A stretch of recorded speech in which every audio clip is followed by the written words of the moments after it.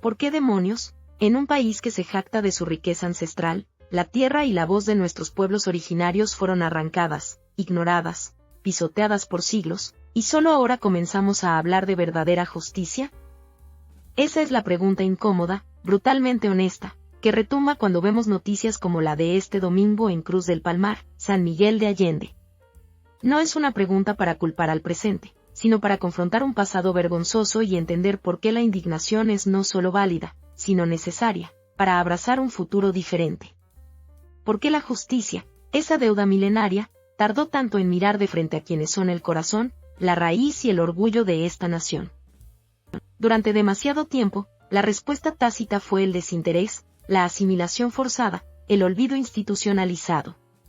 ¿Cuántas comunidades vieron sus territorios usurpados, sus lenguas silenciadas, sus saberes despreciados?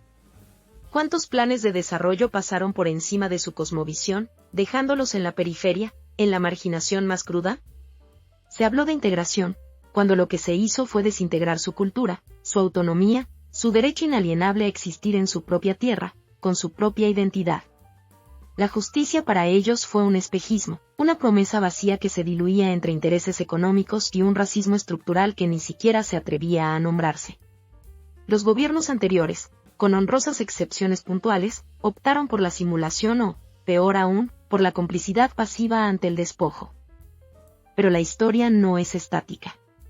Y si preguntamos por qué solo ahora, la respuesta es clara y contundente. Porque estamos viviendo una cuarta transformación que, por primera vez en décadas, ha puesto en el centro de su agenda la reparación histórica y la justicia social para los más vulnerables. No es un gesto de caridad, es el reconocimiento de una deuda que no podía seguir aplazada. La visita de la presidenta Sheinbaum a Cruz del Palmar, entregando el reconocimiento de un nuevo ejido y las credenciales de sus autoridades, no es un acto aislado. Es un eco de un compromiso profundo con la restitución de derechos.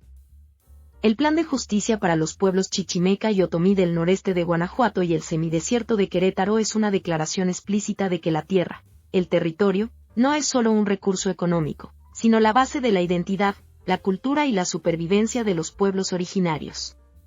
Cuando la presidenta subraya que es obligación del gobierno garantizar que estos pueblos tengan la justicia que merecen, no es retórica política.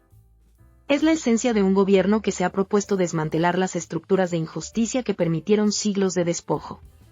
Es entender que la resolución pacífica de un conflicto histórico implica, antes que nada, escuchar, reconocer y devolver lo que fue arrebatado. Esta transformación se basa en un principio fundamental, que los pueblos indígenas no son un apéndice de la nación, sino su cimiento. Son la memoria viva, la resiliencia encarnada. Su participación en los procesos iniciales de transformación del país, como bien se destacó, no es una anécdota, es la piedra angular para la construcción de una soberanía nacional auténtica. Una soberanía que no se mide solo en fronteras o ejércitos, sino en la capacidad de su gente, en la dignidad de sus comunidades, en la preservación de su diversidad.